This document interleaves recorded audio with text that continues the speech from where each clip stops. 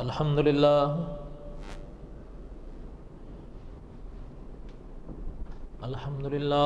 حمدا کثیرا طیبا کما امر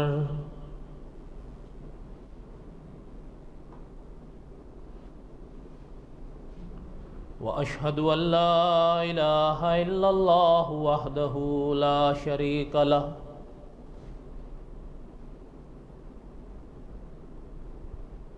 واشہد ان سیدنا وسندنا ومولانا محمدا عبدہ ورسولہ اما بعد اعوذ باللہ من الشیطان الرجیم بسم اللہ الرحمن الرحیم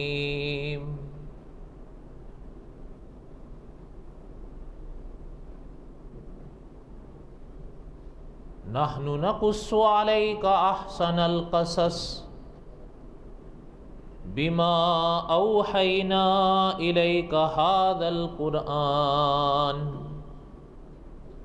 وإن كنت من قبله لمن الغافلين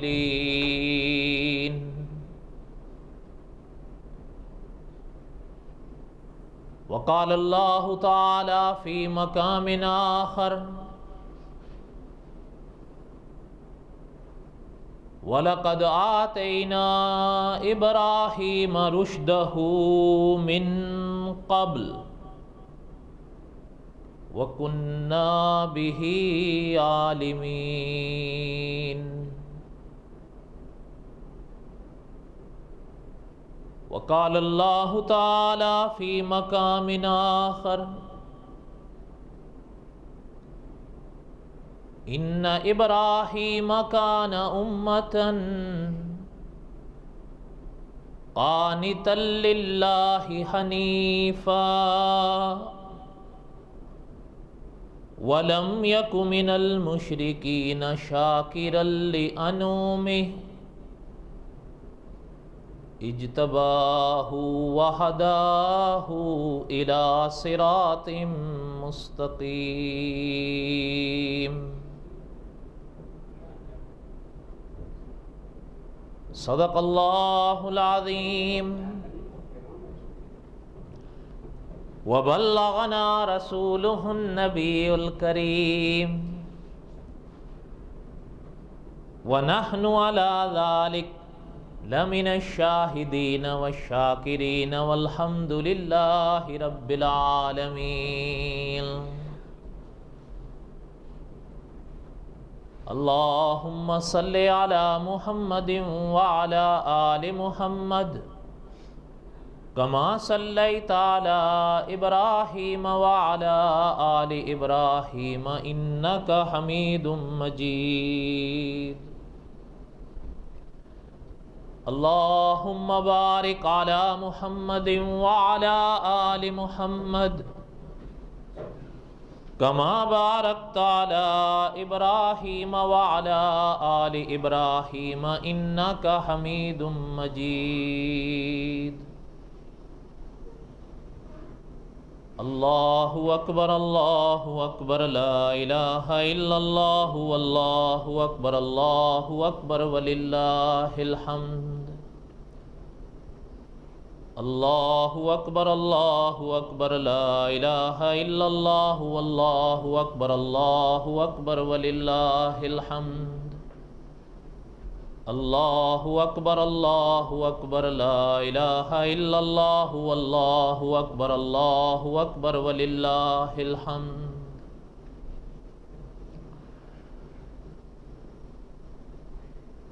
آج عید الاضحیٰ کا دن ہے۔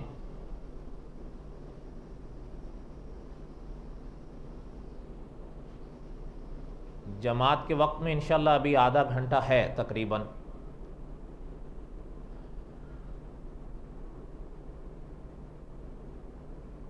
جمعے کے بیانات میں ہمارا ایک سلسلہ چل رہا ہے قصص الانبیاء کا، اس لیے میں نے آج الگ کوئی موضوع نہیں رکھا، اس لیے کہ اس کو پورا کرنا چاہ رہا ہوں میں۔ پہلے بھی بہت دیر ہو گئی ہے. گزشتہ جمعہ بھی میں یہاں نہیں تھا، اس لیے پھر ناغہ ہوا تو چلیں گزشتہ جمعہ جو رہ گیا اس کو میرا ارادہ تھا میں آج اس کو پورا کر دوں. پھر اللہ تعالیٰ نے زندگی دی تو انشاءاللہ میں کوشش یہی کروں گا کہ جب تک قصص الانبیاء پورا نہ ہو جائے کوئی اور موضوع میں نہیں چلاؤں گا، الا کہ اگر کوئی مجبوری ہوئی تو. بڑا لمبا سفر ہے. مجھے جہاں تک یاد آ رہا ہے سن 2014 تھی جب عید الفطر کے بعد میں پاکستان سے لوٹا تھا تو میں نے یہ قصص الانبیاء شروع کیا تھا. اب سن 2016 جا رہی ہے اور اپنے طور پر کوئی کوتاہی بھی نہیں کی. باوجود اس کے ابھی ہم حضرت ابراہیم علیہ السلام کی پہلی قسط کیے ہیں گزشتہ سے پیوستہ جمعہ، اور اوسط لحاظ سے آدھ گھنٹے کا ہم نے یہ درس رکھا ایک دوست کی فرمائش پر کہ نہ اس کا ڈیوریشن زیادہ بڑھایا جائے نہ گھٹایا جائے، اس لیے اوسط لحاظ سے ہم نے آدھ گھنٹہ رکھا. بہرحال ایک وسیع موضوع ہے قصص الانبیاء کا.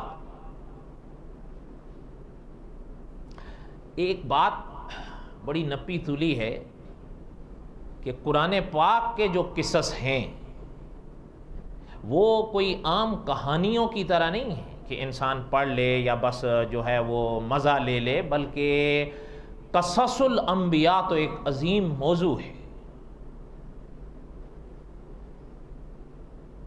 اور بے شمار واقعات،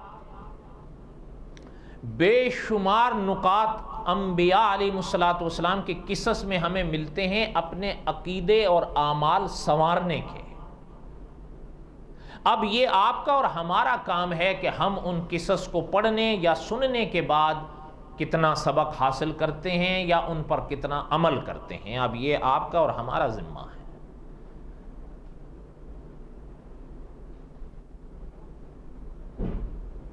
نشستن بگفتن برخاستن یہ تو ہو ہی رہا ہے دنیا میں کہ آئے کہا اور چل دی. بہرحال اللہ تعالی ہمیں سمجھنے کی اور عمل کرنے کی توفیق نصیب فرمائیں. اللہ اکبر لا الہ الا اللہ واللہ اکبر وللہ الحمد.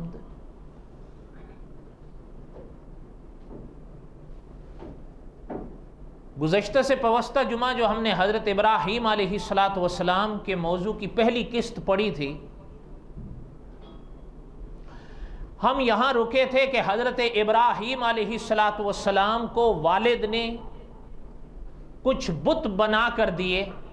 یہ آپ نے بھی علماء سے سنا ہوگا یا پڑھا ہوگا کہ انبیاء علیہ السلام میں حضرت ابراہیم علیہ السلام کے جو والد تھے وہ جہاں بتوں کے پجاری تھے وہاں وہ بت گر بھی تھے.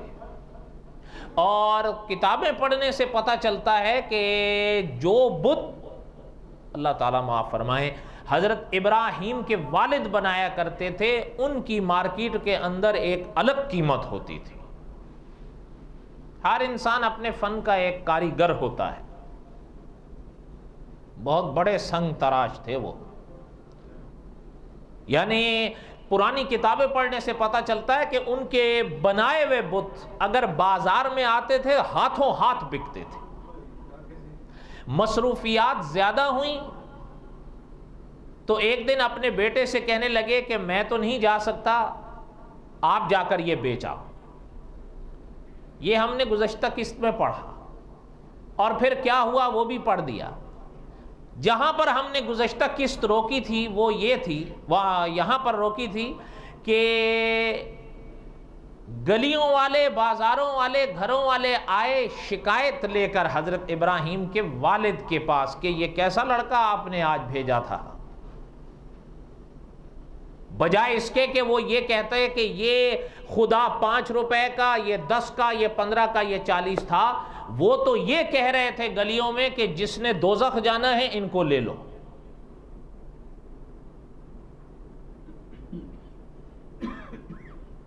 علماء نے فرمایا کہ جب حضرت ابراہیم کے والد نے یہ الفاظ ان لوگوں کے سنے تو وہ بھی دنگ رہ گئے، کہنے لگے میں بھی سوچ رہا تھا کہ پہلی مرتبہ ایسا ہوا ہے کہ میرے بنائے ہوئے گھڑے ہوئے تراشے ہوئے بت گھر سے گئے ہیں، ایک تو کیا سارے کے سارے واپس آئے ہیں، ایسا کبھی ہوا نہیں، لیکن میں بھی حیران ضرور تھا، اب میں سمجھا ہوں کہ بات کیا ہوئی ہے۔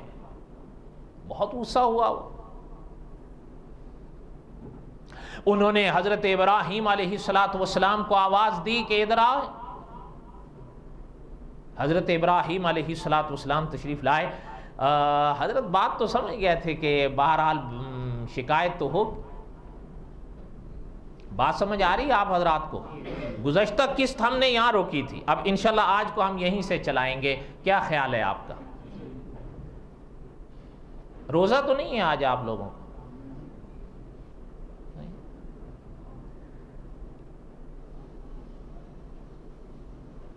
اللہ اکبر لا الہ الا اللہ واللہ اکبر وللہ الحمد۔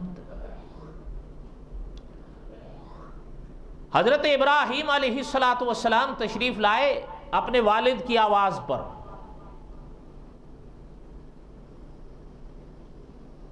اب لوگ دروازے پر کھڑے ہیں،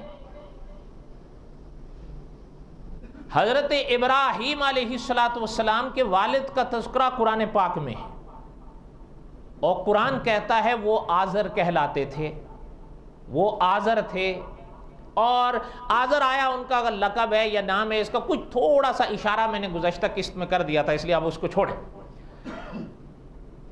حضرت ابراہیم علیہ السلام کو بلا کر غصے کا اظہار کیا کہ یہ کیا کیا ہے آپ؟ میں نے آپ کو بت دیے تھے تراش کر میرا ہاتھ بٹانے کے لیے، میں مصروف رہا، لیکن میں جس وقت آپ گھر لوٹ کر آئے ہیں مجھے تبھی شک پڑ گیا تھا کہ ایسے کیسے ہو گیا ہے۔ جب خیر ان کو بھی اپنی بہرحال کاریگری کا علم تو تھا کہ جب میں بت تراشوں تو ایسا ہو نہیں سکتا کہ وہ بکے ہوں، تو ایک بھی نہیں بکا، آج پہلی بار ایسا ہوا، شک تو مجھے تبھی پڑ گیا تھا۔ اس لیے کہ یاد رکھیں علماء یوں لکھتے ہیں، اور یہ آپ کا ہمارا عقیدہ ہونا چاہیے، پیغمبر بچپن ہو، پیغمبر نوجوانی کا عالم ہو، پیغمبر پہ جوانی کا عالم ہو، پیغمبر ہوتے ہیں، یہ عقیدہ ہے ہمارا۔ آپ کا بھی یہی عقیدہ ہے یا کچھ اور ہے؟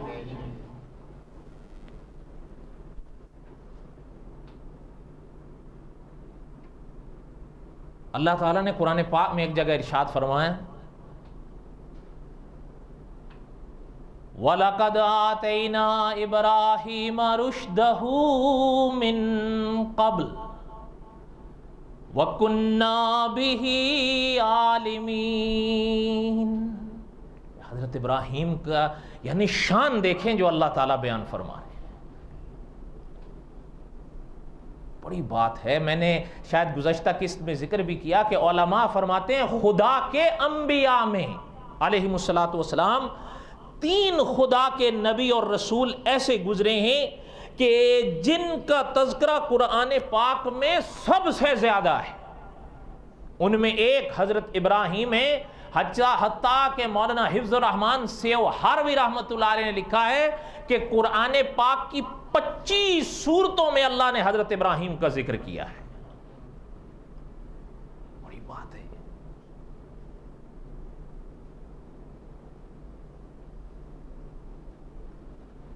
اب حضرت ابراہیم علیہ السلام پاس کھڑے ہیں اور والد اصرار کر رہے ہیں، کہہ رہے ہیں آپ میرے سوال کا جواب دیں، یہ کیوں کیا ہے آپ نے؟ اب علماء نے لکھا ہے کہ اب یہ موقع آیا تھا جس موقع کے منتظر تھے خدا کے پیغمبر،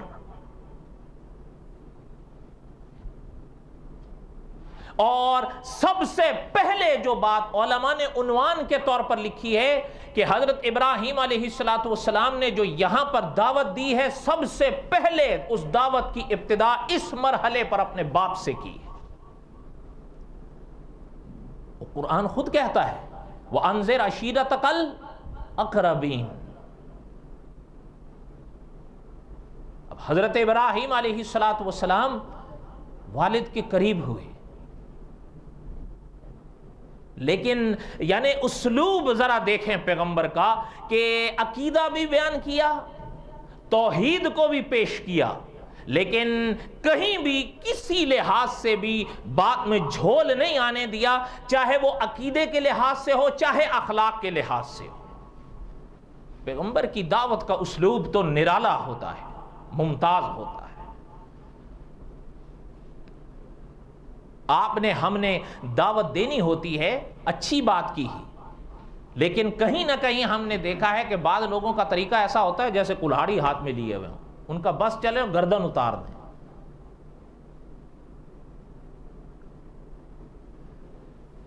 پتہ ہے شاید آپ مانیں یا نہ مانیں، ہم نے شاید یہ سمجھ لیا ہے کہ ہر شخص اپنے دائرے میں وہ تبلیغ کا اہل ہے اور ہر شخص اپنے دائرے میں تبلیغ کا محل ہے۔ ایسا نہیں ہے۔ مولانا اشرف علی تھانوی رحمۃ اللہ علیہ سے کسی صاحب نے پوچھا حضرت تبلیغ کون کرے کہاں کرے؟ حضرت تھانوی رحمۃ اللہ علیہ نے جواب دیا، فرمایا تبلیغ اہل سے ہو محل میں ہو۔ اگر میرے ساتھ یہ جملہ کہہ دیں تبلیغ اہل سے ہو محل میں ہو، حضرت کے ان جملوں سے پتہ چلتا ہے نہ ہر شخص تبلیغ کا اہل ہے اور نہ ہی ہر شخص تبلیغ کا محل ہے۔ بہرحال یہ تو خیر بڑوں کی باتیں ہیں، ہم اگر سمجھ لیں تو پھر کہنے ہی کیا ہے، پھر تو ہر شخص جو ہے وہ بہرحال اللہ تعالی رحم فرمائے۔ حضرت ابراہیم علیہ السلام اپنے والد کے آگے اس بات کو پیش کرتے ہیں جو انبیاء علیہ السلام کا متفق علیہ عقیدہ رہا ہے۔ عقیدے کے لحاظ سے خدا کے ہر نبی متفق رہے، شرائع میں اختلاف آیا وہ اپنی جگہ ہے، عقائد میں نہیں۔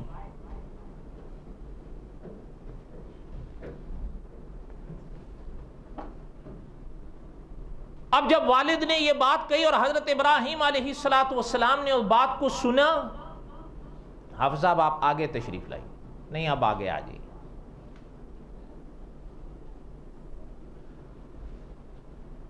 حضرت ابراہیم علیہ السلام نے اپنے والد کے سوال کے جواب میں ارشاد فرمایا، اور اللہ تعالیٰ نے کلام پاک میں ارشاد فرمایا وَاذْكُرْ فِي الْكِتَابِ ابراہیم۔ آپ قرآن پاک میں حضرت ابراہیم کے تذکروں کو پڑھیے آپ۔ اِنَّهُ كَانَ صِدِّيقًا نَبِيًّا۔ ذرا قرآن کا اسلوب دیکھیں، قرآن کا انداز دیکھیں۔ اللہ تعالیٰ نے فرمایا ابراہیم میرے بڑے سچے نبی تھے۔ اچھا چلتے چلتے ایک بات میں اشارتاً کہہ رہا ہوں، آج کل کئی اس طرح کے لوگوں کے ذہن پڑھنے اور سننے میں آتے ہیں کہ جی قرآن اور حدیث کو سمجھنے کے لیے علماء کی کیا ضرورت ہے۔ آپ نے سنا ہے کبھی ایسا جملہ یا نہیں سنا؟ نہیں سنا آپ لوگوں نے؟ یہ تو اکثر سننے میں آتا ہے یا پڑھنے میں آتا ہے، یا کئی لوگوں کے خاص کر جو ینگ جنریشن ہے ان سے تو یہ وبا کچھ اس طریقے سے پھوٹ رہی ہے کہ جی قرآن اور حدیث کو سمجھنے کے لیے کتابیں رکھ لیں، اگر ایک یونیورسٹی کا پروفیسر ہے اہلاً سہلاً، اگر اسٹوڈنٹ ہے اہلاً سہلاً، قرآن پاک سامنے رکھ لیا اس کا ترجمہ پڑھ لیا، احادیث طیبہ سامنے رکھ لی ترجمہ پڑھ لیا، اہلاً سہلاً بس ٹھیک ہے۔ نہیں، یہاں پر غور کریے، علماء نے بڑی عجیب دعوت فکر دی ہے کہ حضرت ابراہیم علیہ السلام کی شان کو جہاں قرآن بیان کر رہا ہے، علماء نے ایک اور نقطہ بھی لکھا ہے کہ اللہ نے فرمایا انہو کان صدیقا نبیا، وہ بڑے سچے نبی تھے۔ اگر میرے ساتھ کہہ دیں وہ بڑے، دوسری طرف اگر بخاری کھولیں آپ، امام بخاری رحمت اللہ علیہ جو جملے لائے ہیں، بخاری شریف کے اندر حضرت ابراہیم کے بارے میں یہ جملہ ملتا ہے، ثلاث کذبات، کہ حضرت ابراہیم نے 3 جھوٹ بولے تھے. کتنے جھوٹ بولے تھے؟ لفظی ترجمے پہ آؤ تو یہی ہے. اب وہ لوگ جو یہ کہتے ہیں کہ قرآن اور حدیث سمجھنے کے لیے کسی عالم کی ضرورت نہیں، ہم علماء نے یہ دعوت فکر دی ہے کہ قرآن پاک کی اس آیت اور بخاری شریف کی اس حدیث میں علماء کو نکال کر تطبیق دے کر دکھاؤ. نہیں سمجھ آ رہی آپ لوگوں کو بات؟ یا تو ہے آپ کا روزہ آج مجھ سے آپ چھپا رہے ہیں اس لیے شاید جو ہے وہ طبیعت اکھڑی ہوئی ہے، اور یا آپ کو نماز کے بعد جانا ہے کام پر، اس لیے تھوڑا وہ بھی ایک مسئلہ ہوتا ہے. ہمیں خود بھی ایک ذاتی تجربہ ہے، کچھ باتیں ذاتی تجربے کی ہوتی ہے نا. اگر آپ بات سمجھ سکیں تو، حالانکہ میں آپ سے پوچھتا ہوں، قرآن پاک کے بعد بخاری شریف کا اپنا ایک مقام ہے، اس میں کوئی شک نہیں ہے. اور بخاری شریف آپ کی ہماری کتاب ہے یا نہیں؟ بخاری شریف ہمارے سر آنکھوں پر ہے یا نہیں؟ بلکہ بعض علماء کا تو جملہ یہ ملتا ہے کہ اس دنیا میں 3 کتابیں ایسی ہیں جن کا کوئی جواب نہیں ہے. کتنی؟ 3. ان میں سے ایک بخاری شریف ہے. ایک اللہ تعالیٰ نے امام بخاری رحمۃ اللہ علیہ کی کتاب کو ایک عجیب مقام بخشا ہے، لیکن جہاں قرآن کہہ رہا ہے انہ کان صدیقا نبیا، وہیں بخاری شریف حضرت ابراہیم کے باب میں یہ بیان کرتی ہے کہ ثلاثہ کذبات، کہ حضرت ابراہیم علیہ السلام نے یہ جملے، میں نے لفظی ترجمہ کیا، کوئی جھول بھی نہیں کیا ہے، اردو میں اس کا جب ترجمہ کرو. اچھا اب بات یہی ہے، بالکل طے شدہ بات ہے کہ اگر قرآن پاک اور احادیث طیبہ کے ترجموں کو سامنے رکھ لو اور علماء کے وجود کو ہٹا دو درمیان سے، پھر ان میں تطبیق دیکھ کر دو. حالانکہ میں آپ سے کہتا ہوں، کیا بخاری شریف قرآن کے خلاف کہہ سکتی ہے؟ اور آپ تو بتاؤ، کیا قرآن کچھ کہے گا اور بخاری کچھ کہے گی؟ یہی تو بات ہے کہ وہ لوگ جنہوں نے احادیث طیبہ کا انکار کیا، انہوں نے اپنے دلائل میں سے ایک دلیل یہ بھی پیش کی ہے کہ قرآن کہتا ہے وَاذْكُرْ فِي الْكِتَابِ إِبْرَاهِيمَ إِنَّهُ كَانَ صِدِّيقًا نَبِيًّا، اور بخاری کہتی ہے ثلاثہ کذبات. تو ہم قرآن کی مانیں بخاری کی مانیں؟ انہوں نے کہا ہم قرآن کی مانیں گے، بخاری کا کوئی اعتبار نہیں. اچھا جب بخاری کا اعتبار ہی نہیں رہا، پھر چھٹی، پھر مل کے کہو نا چھٹی. میں آپ سے کہتا ہوں قرآن پاک میں ہے کہ نہیں اقیم الصلاۃ، نماز کو کیا کریں؟ ابھی آج میں سے کتنوں نے فجر کی نماز پڑھی؟ اب میں یہ نہیں پوچھنا چاہتا، مجھے حق ہی نہیں ہے. جنہوں نے پڑھی ہے اہلاً سہلاً، نہیں پڑھی ہے پڑھیں، بھلے قضا کر کے پڑھنی پڑے پڑھیں، چھوڑے نہیں. میں نہیں جاننا چاہتا ہوں، نہ ہی مجھے حق ہے کہ میں کسی سے ممبر پر کہوں کہ تم نے پڑھی ہے یا نہیں پڑھی.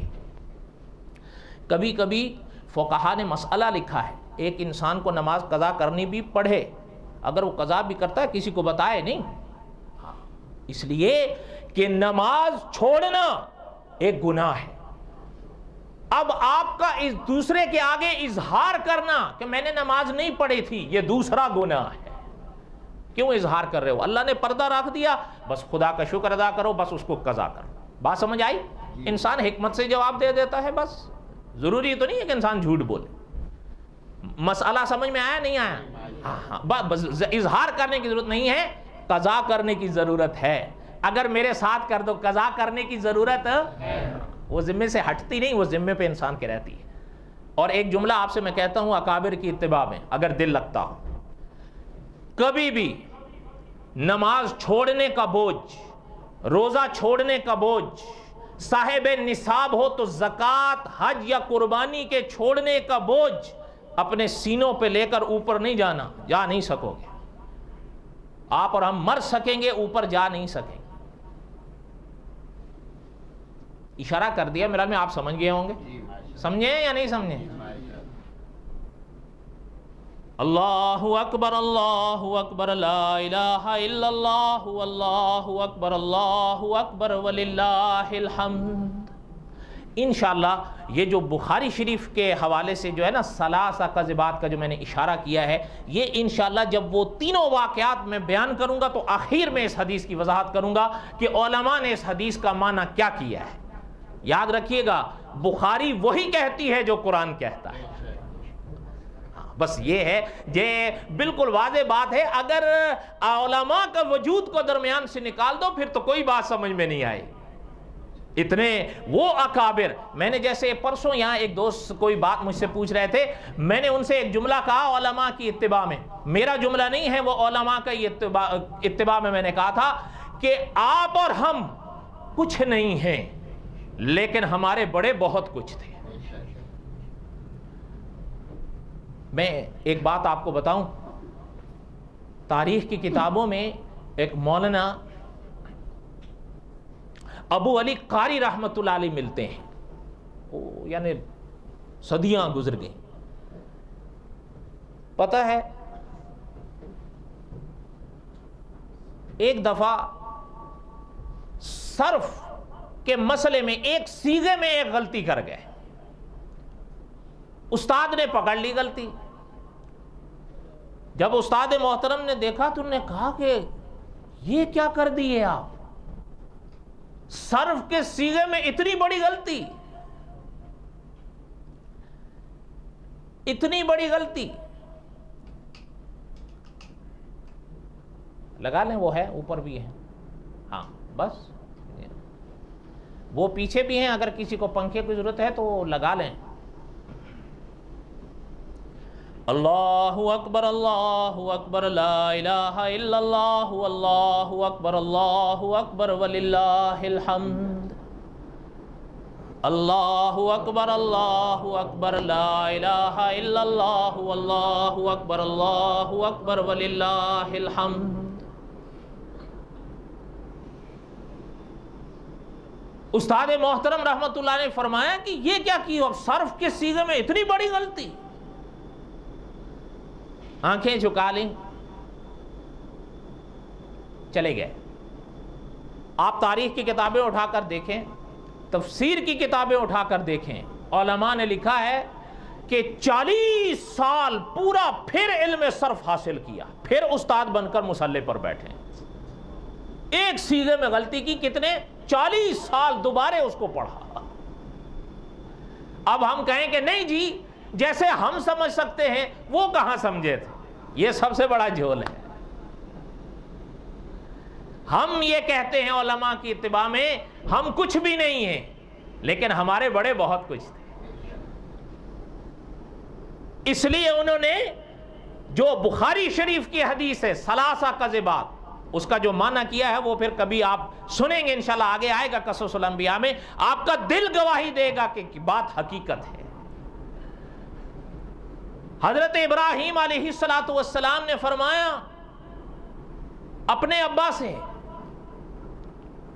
اذ قال لأبیہ یا ابت لم تعبد ما لا يسمع ولا يبصر ولا يغنی عنک شیئا۔ تینوں چیزیں پیغمبر نے جمع کر دی۔ اذ قال لأبیہ، اپنے والد سے فرمایا حضرت ابراہیم نے، یا ابتی، اے ابا۔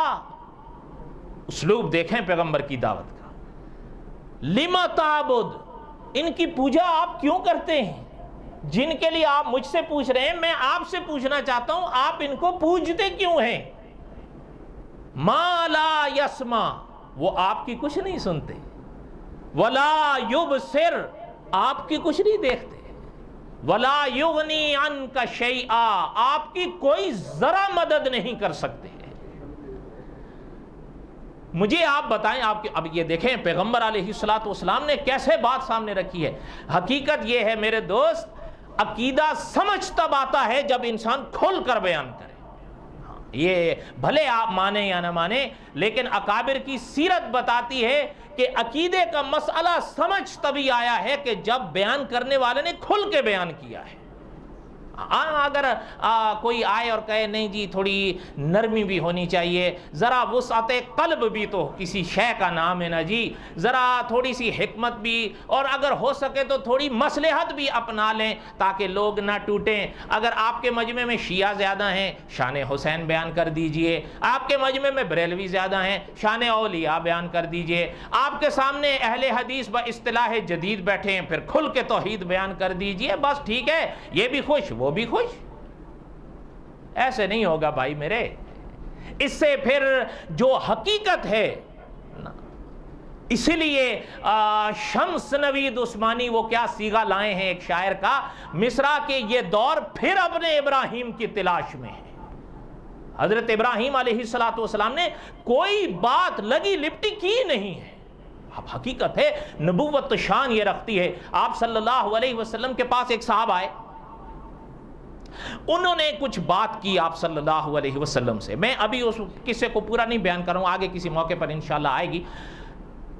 آپ صلی اللہ علیہ وسلم اس کی حرکت سے جلال میں تھے، اور حضور صلی اللہ علیہ وسلم نے پاک زبان سے کوئی ارشاد نہیں فرمایا، جلال چہرے پر تھا۔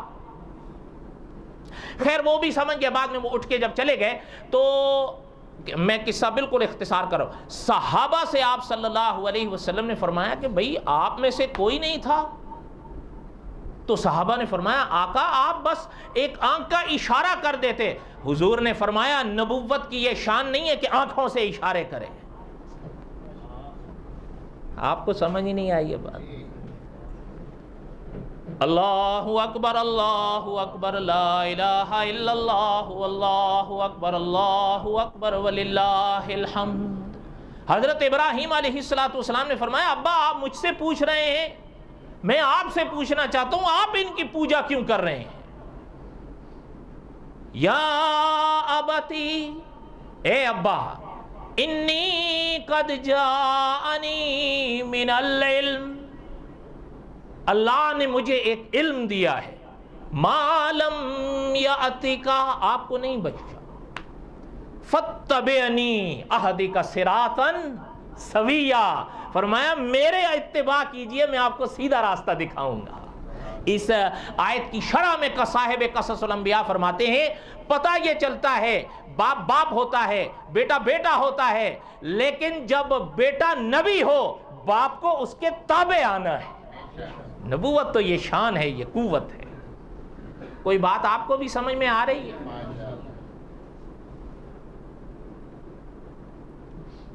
آپ سن رہے ہیں؟ اور پتہ ہے صرف یہاں پر حضرت ابراہیم نے بس نہیں کی، فرمایا یا اباتی، اے ابا، لا تعبد الشیطان، ہم آپ سے کہتے ہیں شیطان کی پوجا نہ کریے۔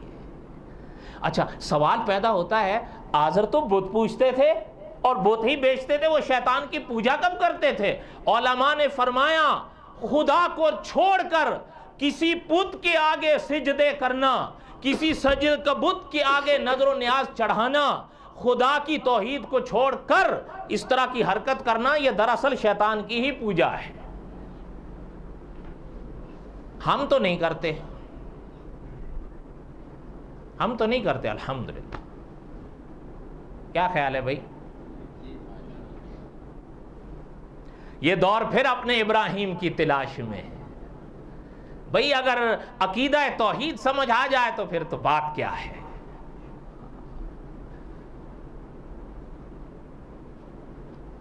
فرمایا اس کی پوجا نہ کریں آپ۔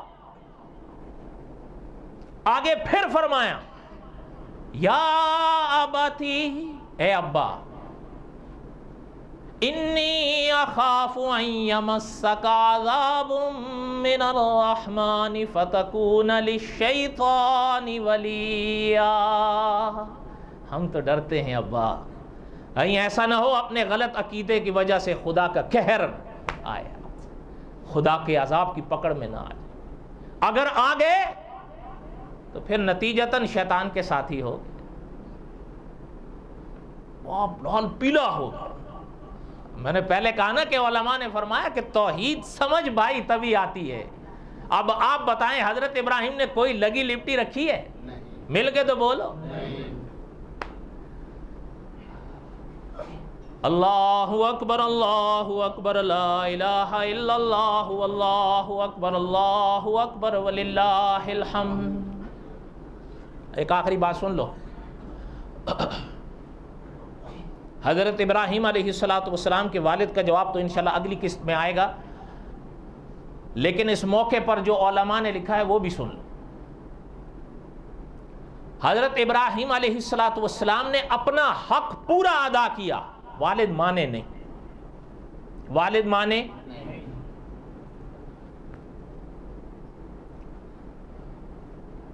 بلکہ حدیث شریف میں فرمایا گیا قیامت کے دن حضرت ابراہیم علیہ السلام کے سامنے باپ آئیں گے، آمنا سامنا ہوگا ایک جگہ، یہ حدیث میں، اور وہی حدیث بتاتی ہے کہ حضرت ابراہیم علیہ السلام کے والد کا چہرہ کالا ہوا ہوگا، لیکن حضرت ابراہیم دیکھ کر پہچان تو لیں۔ اس مقام پر بھی حضرت ابراہیم علیہ السلام اپنے اللہ سے فرمائیں گے کہ اللہ، آپ نے میری دعا کو قبول فرمایا تھا کہ اس میدان میں آپ مجھے رسوا نہیں کریں گے، اس سے بڑھ کر کیا رسوائی ہوگی جو میں دیکھ رہا ہوں یا جو میرے سامنے آنے چلی ہے۔ حدیث میں فرمایا گیا، آپ حدیث کی کتابیں اٹھا کر دیکھیں، فرمایا اللہ حضرت ابراہیم علیہ السلام کے والد کو بجو کی صورت میں تبدیل کر دیں گے، وہ کیچڑ کے اندر لگ جائے۔ یہ یاد رکھیے گا۔ اچھا یہ بھی اچھا، اور جب بجو کی صورت میں تبدیل کر دیے جائیں گے آزر، تو اس کے بعد وہ حدیث بتاتی ہے کہ اٹھا کر دوزخ میں پھینک دیے جائیں۔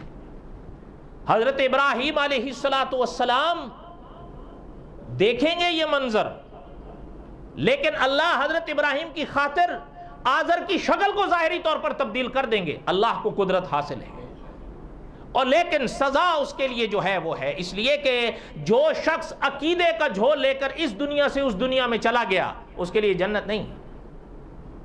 اور آپ تو شاید نہ مانیں، قصص الانبیاء کے صاحب نے تو بڑی عجیب بات لکھی ہے کہ بھئی بات یہ ہے کہ اس دنیا میں کئی لوگ سنائی دیتے ہیں کہ جی ہمیں استاد بچا لیں گے، ہمیں ہمارے والد بچا لیں گے، ممکن ہے ہمیں ہمارے پیر بچا لیں گے۔ یہاں حضرت ابراہیم ہے، وہ اپنے باپ کو نہیں بچا سکے۔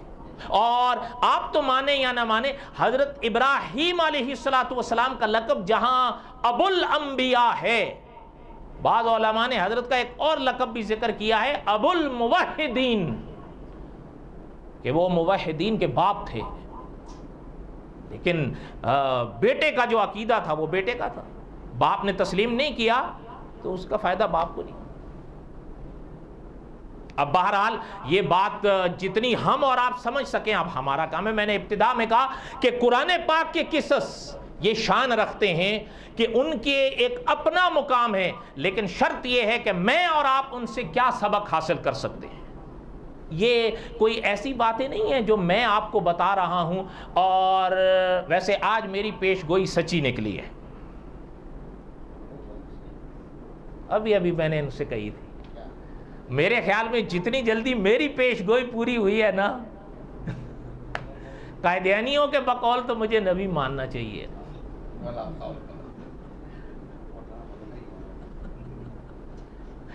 لیکن ہم یہ کہتے ہیں کہ سچے نبی کو مانو، مل کے کہو سچے نبی۔ خیر بہرحال اللہ تعالیٰ آپ کے اور ہم سب کے حامی و ناصر ہوں، اللہ تعالیٰ ہمیں صحیح عقیدہ نصیب فرمائے۔ تو سینکڑوں باتیں آپ صدیوں سے، تو یہ بھی کوئی واقعات ایسے تھوڑے ہیں جو آپ نے پہلے نہیں سنے، آپ نے سنے بھی ہیں، پڑھے بھی ہیں، بس دعا کریں کہ اللہ تعالیٰ ہمیں عمل کرنے کی اور اسباق کی توفیق نصیب فرمائے۔ اور میں ایک چیز ضرور آپ سے کہوں گا، میری باتیں ختم ہوتی نہیں، لیکن ایک بات ذہن میں رکھیں، خود بھی کوشش کرو کچھ چیزیں سیکھنے کی۔ دین اسلام ایسی شے نہیں ہے کہ کوئی شخص ماں کے پیٹ سے سیکھ کر پیدا ہو، نہ، دین اسلام کو آپ نے اسی دھرتی پر سیکھنا ہے۔ خود سیکھو، اپنی اولاد کو سکھاؤ، جتنی محنت ہو سکے۔ آپ اپنے طور پر کوشش تو کریں، ہم یہ تو نہیں کہتے کہ آپ امام بخاری بن جاؤ، وہ تو آپ کے ہمارے بس میں بھی نہیں ہے، لیکن انسان کچھ جستجو تو کر سکتا ہے، کچھ کوشش تو کر سکتا ہے۔ علماء حق کے دروس ملتے ہیں، آپ تو نیٹ آپ کی انگلیوں میں ہے، ایک بٹن دبائیں سینکڑوں حضرات آ جائیں گے، لیکن ان کو سنیے جن کا علم راسخ ہے، جو دین اسلام کے بارے میں بھروسے کی شان رکھتے ہیں، دوسرے نہیں۔ ورنہ شاید آپ نے تو خیر آپ نے بھی سنا ہی ہوگا، مجھ سے تو زیادہ آپ نیٹ کی دنیا میں رہتے ہیں، ایک کا آپ نے یہ سنا ہے، کہتا ہے قرآن پاک میں آتا ہے یا ایھا الذین آمنو، اے ایمان والو، کتب علیکم الصیام، تمہارے اوپر روزے فرض ہیں۔ کہتا ہے سیام تو جمع کا لفظ ہے اور جمع 3 پر بھی صادق آتی ہے، لہٰذا اس دور میں تو کوئی 3 روزے بھی رکھ دیں تو یہ آیت پوری ہو گئی۔ آپ کو تو صحیح چھٹی دی ہے اس نے، 3 روزے جان ہی چھڑائی اس نے۔ اس لیے ایسوں کو نہ سنیں۔ حضرت شیخ مکی صاحب کے دروس ہیں، ان کو آپ خود سوچیں، یار دل لگتی بات کہو، ایک انسان کو 60 سال ہو گئے ہیں مسجد حرام میں پڑھاتے پڑھاتے، کیا یہ سعادت نہیں ہے؟ آپ بولو، اور بولو تو صحیح۔ 60 سال، اچھا آپ حیران ہوں گے، 20 سال مکمل قرآن پاک کا ترجمہ مکی صاحب نے کعبے کے سائے میں پڑھایا ہے۔ اب ان کا وہ 20 سال، کتنا؟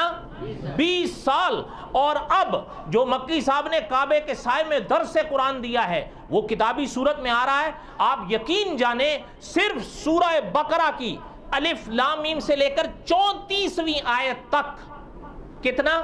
34ویں آیت تک، الف لام میم سے 34ویں آیت تک وہ درس کتابی صورت میں چھپا ہے، جو کم و بیش 1000 صفحات میں ہے۔ ابھی جب وہ پوری آئے گی تو سوچیں کہاں تک جائے گی۔ آپ نیٹ پر ہیں، ان کو سنیں، منہاج مسلم ہے مکی صاحب کے، پورے درس ہیں وہ عقیدے پر ہیں، پورے عقیدے پر۔ آپ حیران ہوں گے، ایک ایک درس 1.5 گھنٹے کا ہے، صرف کلمہ طیبہ لا الہ الا اللہ محمد الرسول اللہ پہ 6 درس ہیں۔ آپ میں سے کسی نے سنے؟ ضرورت ہی نہیں۔ وما علینا الا البلاغ المبین۔ اب قصہ مختصر کریں، پہلے آپ کو نماز بھی